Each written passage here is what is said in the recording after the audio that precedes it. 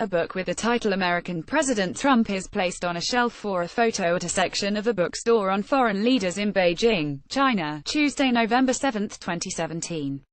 U.S. President Donald Trump's agenda in Beijing this week is expected to be led by the standoff over North Korea's nuclear weapons and demands that China do more to balance trade with America.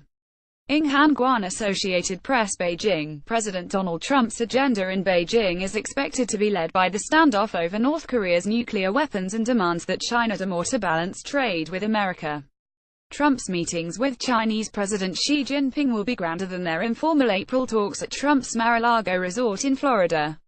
That visit was most memorable for Trump, informing Xi about ordering a missile strike on Syria while they ate a dessert of chocolate cake.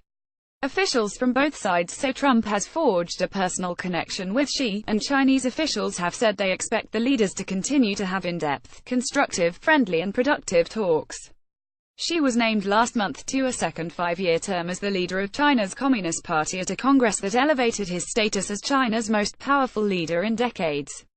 In a recent interview, Trump likened Xi to a king. A look at the thorny issues the two leaders will likely discuss. North Korea. China is North Korea's chief trading partner and source of aid and diplomatic support, and Trump has pressed for Beijing to take more forceful measures against Pyongyang.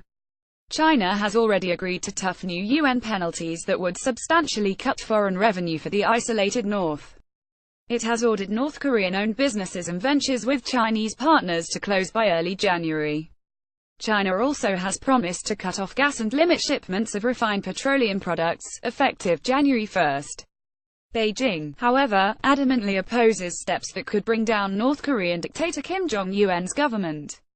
Thus China has made no mention of crude oil, which makes up the bulk of Chinese energy supplies to North Korea and is not covered by UN sanctions. China argues that sanctions alone cannot solve the impasse, and has urged Washington to cool its rhetoric and open a dialogue with North Korea. Last month, U.S. Secretary of State Rex Tillerson told reporters that Washington has lines of communication to Pyongyang. Trade. Trump wants to narrow China's trade surplus with the United States, which stood at $347 billion in 2016, but has yet to say what he might propose this week. Washington has raised duties on Chinese goods including stainless steel and plywood to offset what it says are improper subsidies, and is investigating whether Beijing improperly pressures foreign companies to hand over technology.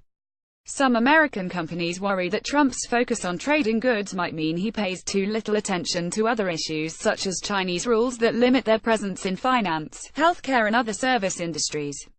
Chinese officials have rejected U.S. accusations that China engages in predatory policies at the expense of its neighbors. South China Sea. China and the U.S. are at odds over Beijing's military buildup, island building and assertive claims to disputed islands in the South China Sea. Washington has criticized such moves and says it has a national interest in freedom of navigation in sea lanes critical for world trade. Tillerson said last month that China's provocative actions in the waters are a challenge to international law and norms. But China says the U.S. has no territorial claim in those waters and should let countries in the region manage their own disputes. I think it would certainly be better if others, including the United States, would not try to interfere in this constructive process, China's ambassador to the U.S., Kui Tiankai, told reporters in Washington last week.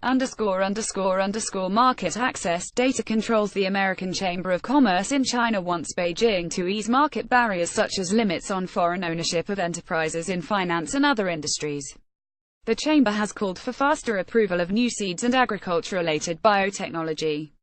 Foreign business groups express concern that Chinese plans for governmental development of electric cars and other technology will limit their presence in emerging industries. U.S. companies also say increasing Chinese restrictions on Internet use, the movement of data and the use of foreign security technology hamper their business and give local competitors an unfair advantage. Foreign business groups have appealed to Beijing to scale back or scrap rules that Chinese officials say will safeguard national security and personal privacy, but that companies warn might weaken data protections. Trump has yet to say what action his government might take.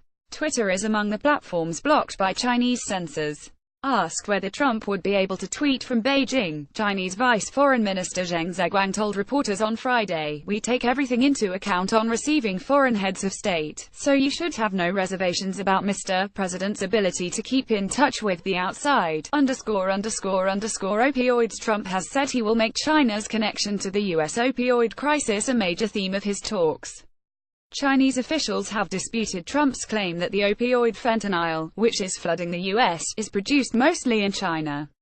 China doesn't deny that some fentanyl produced illicitly inside the country makes its way to the United States, but officials say there is no data proving the majority of fentanyl used in the U.S. comes from China. Trump said last month that the U.S. was stepping up measures to curb the flow of fentanyl, a synthetic opioid. He has said he would mention it to Xi, and he will do something about it, Trump said. Copyright 2017 The Associated Press. All rights reserved. This material may not be published, broadcast, rewritten or redistributed.